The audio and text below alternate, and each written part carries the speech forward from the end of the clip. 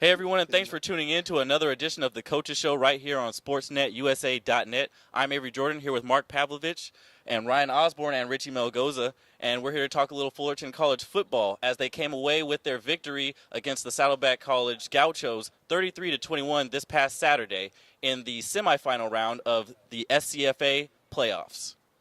All right, I'm here with Kedrian Wilson, receiver for the Fullerton College Hornets. You had a pretty big game this past weekend against Saddleback. You came away with the MVP. What was that like? Well, it felt good to finally just get my chance this season and make the best out of it. That's what Coach tell us: when your moment comes, just make the best out of it. All right, now you got the MVP, but you guys did come off to a slow start. What was the reason for that? Why did you guys start out so slow, so flat?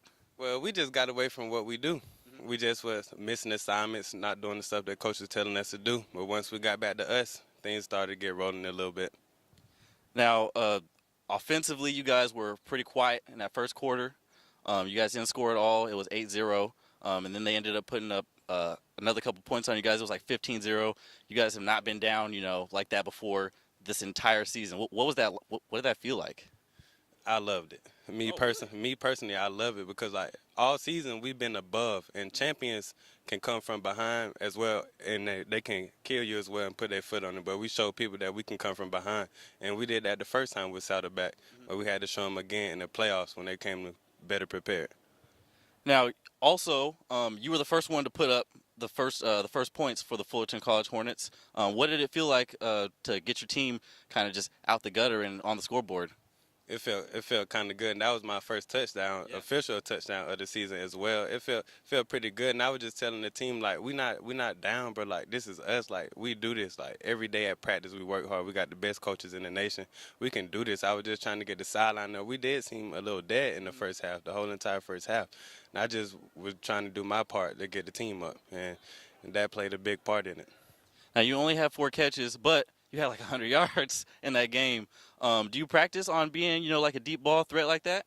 Yes, well, I really don't practice it a lot. Like I just do what I can when the ball comes to me. But as far as my career going, as far as like my whole entire life in high school, I was a deep ball threat my junior year, my senior year, and I guess it just transfer over to college. Do you think that playing Saddleback earlier in the season kind of hurt you guys more than it helped you when you saw them again last weekend?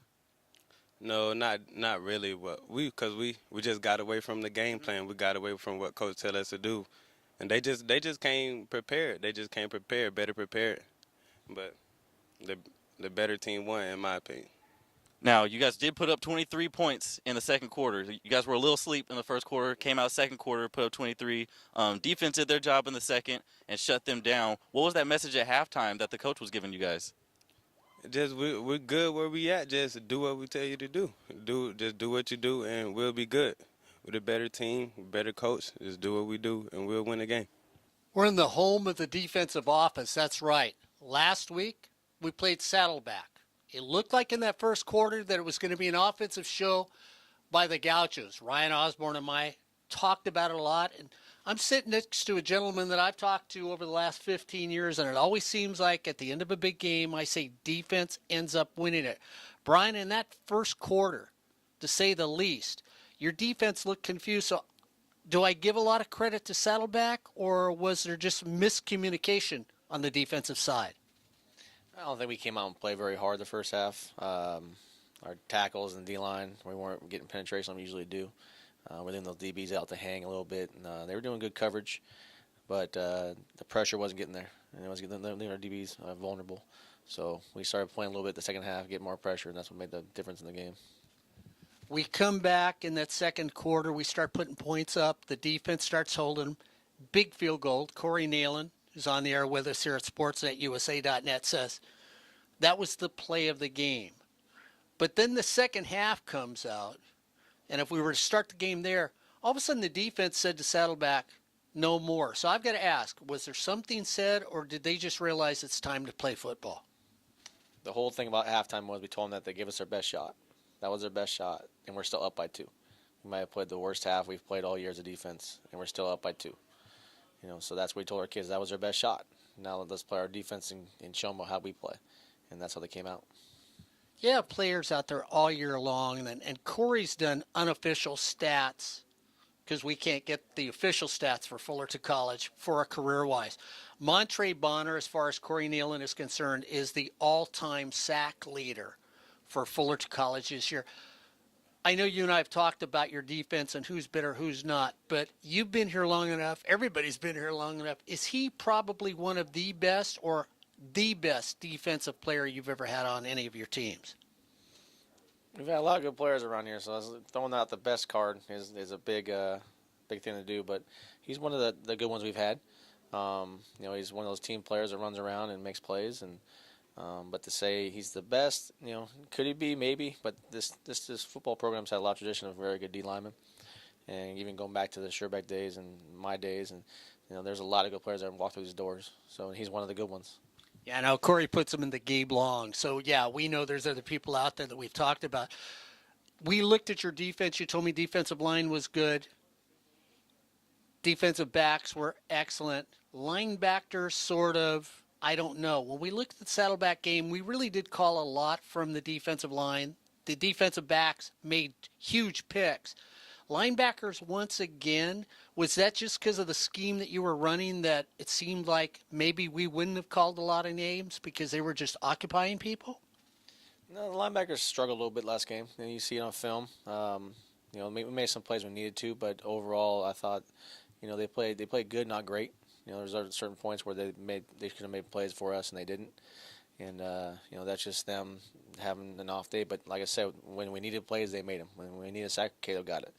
When we needed a tackle, Roy got it. Stuff like that. So, Cody, the same thing. It's just they had an okay day, but then luckily the DBs and the D line stepped up and helped us. We look now at Fullerton College being in a rarefied area. You brought up Hal Sherbeck's name, and we can talk about all the great things that Hal did, why he was here. But now you guys, your coaching staff, the players, the college itself is now in a position that you've never been in before. Back-to-back state titles. And if you win those back-to-back state titles, unless there's somebody who's not thinking out there, it would be back-to-back national championships. As coaches, do you shove that aside so that the players don't get preoccupied about the big picture before they play Riverside and then whoever represents the North in the state championship? I shoved it aside. You can't be thinking that way. You got to take it day by day. I'm doing my game plan right now. And that's what I'm thinking about is Monday get my game plan in. As it comes, if we accomplish SoCal Champs and repeat, then I'll think about it in a month when I'm done. I want to get done with it and see where we can go. But if I'm thinking ahead and thinking about all that history stuff, it's just going to get clogged in my head. I just got to keep it clear and just we want to get there and our goal is to get there and accomplish that, but we need to work today to get to tomorrow. Well, we'll see next week when Riverside takes on Fullerton College and see if Fullerton can step into that rarefied air of being back-to-back state champions and then the national champions. Brian, thank you for all the years. I've had a ball talking to you. I miss you after all the games. Thanks a lot. Appreciate it. Brian Crooks, defensive coordinator for your reigning national champions in community college football. I'm Mark Pavlovich, and this is Sportsnet, USA.net. All right, guys, Fullerton College got off to an extremely slow start in this last game. What are some of the things that you guys saw out there? Well, one thing, like Mark was able to note on the broadcast, is the fact that Saddleback was slow coming down the field, but they were able to just slice up the Fullerton defense. Fullerton had no reply in that first quarter, and Saddleback went up by 2 scores. It's the only time all season that Fullerton had been down by 2 scores. And that's been most teams' game plans going against Fullerton as of late. Slow down the clock, keep the ball for a long time, and march your way up the field slowly. And, of course, as we heard in the interview I had with Brian Crooks, that first quarter, the team didn't come out ready to play. Brian even admits that. They didn't play well. They didn't do what they were supposed to do. And that Saddleback took advantage of them. They went in at halftime and said, Saddleback gave us our best shot. We're up by 2.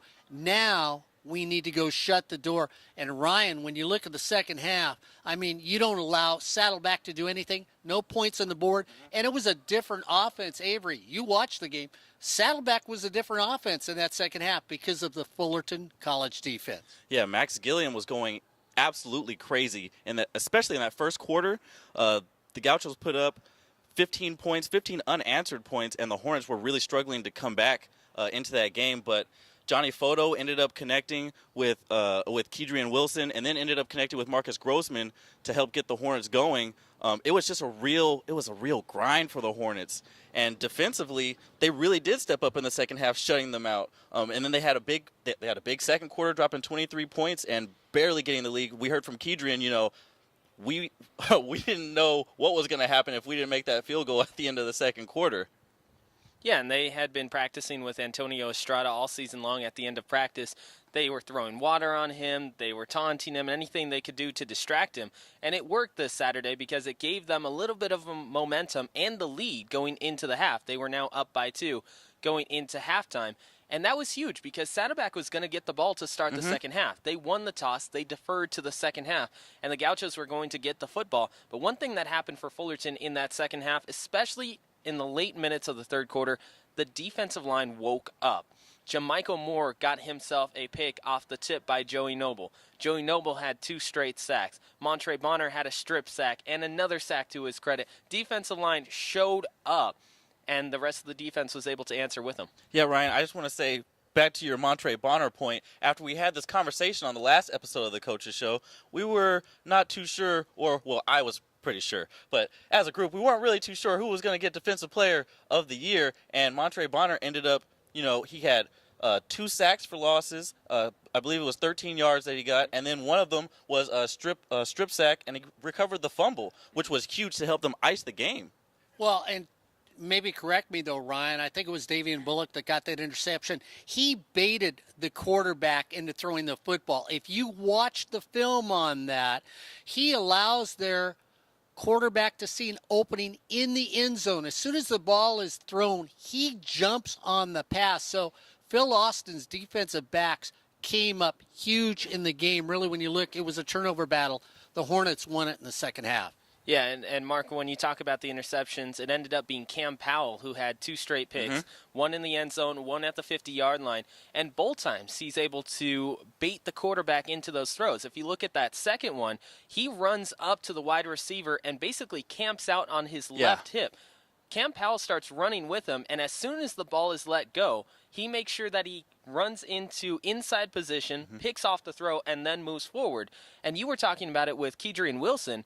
The fact that Kedrian Wilson, when he grabs the football, he makes sure that he catches it and then turns upfield. That's what Cam Powell did to get the interception, and that's what Fullerton did to get momentum. And that second one that he got was big time in the red zone. I mean, they were up 5 points. It was 26-21. He ends up getting that, and they end up scoring off of that. Before that, they only had 3 points off of turnovers, and then they ended up having 10 at the end of the game, and that last 7 was really a big deal to get those to help push them out and ice this game. Something. Go ahead, Rich. I was going to say one thing, Ryan, though. We saw it at the end of the first half. I thought it was going to be another Saddleback game because what happens, the Hornets are getting ready to score again. There's a personal foul called. They march it back 15 yards. They do the 10-second runoff, which I personally still think the officials are wrong, but I'm going to look it up again. I got told by the officials after the game, I went and asked them about it. You thought they were wrong also. And they said, well, because the Hornets didn't have a timeout, that's why the 10-second runoff happened. I almost thought once again, here comes the invisible catch. This time it's going to be the invisible penalty that is going to cost the Hornets the game.